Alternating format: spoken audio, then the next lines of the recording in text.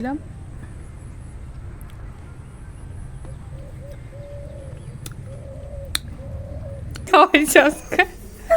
তো খাওয়া শেষ করার পর মনে করলাম আমার ভিডিও করা উচিত, তো এই যে করলাম।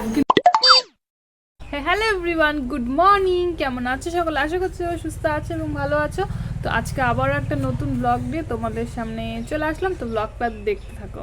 আমি ভিডিও বানাবো, কি ভিডিও বানাবো সেই ভাবতে ভাবতে আমার খিদায় পেয়ে গেল। তো এখন আমি ভাত খাবো, তো ভাতকে আগে দেখবো কি বানাবো, তারপরে সেটা লিখবো, তারপরে সেটা হয়তো বানাবো যদি ইচ্ছা করে। কি বলবো, মানে একটা ভিডিও বানানোর জন্য ফার্স্টে ভাবো, তারপর লেখো, তারপর ভিডিওটা বানাও, তারপরে এডিট করো, পোস্ট করো।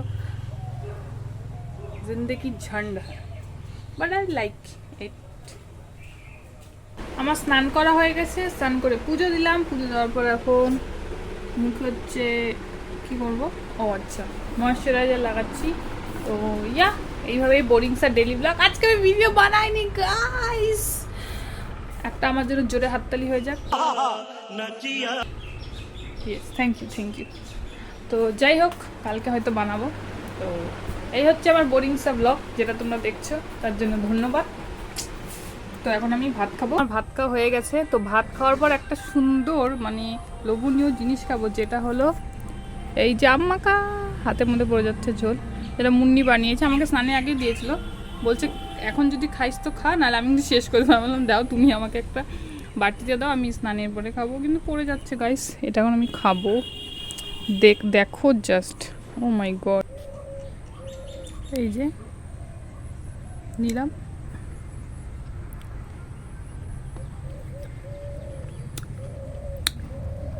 দারুণ।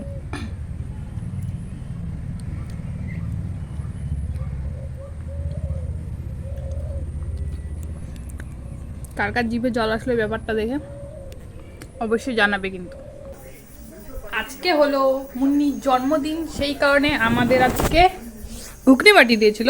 যাই হোক, কাকু বলছিল চাউমিন খাওয়াবে, কাকু চাউমিন খাওয়ায় না, ঘুগনি খাওয়াইছে আজকে।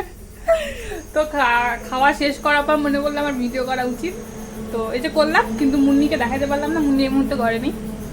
তো ইয়া, ঘুগনি খাওয়া শেষ, তারপরে ভিডিও করলাম।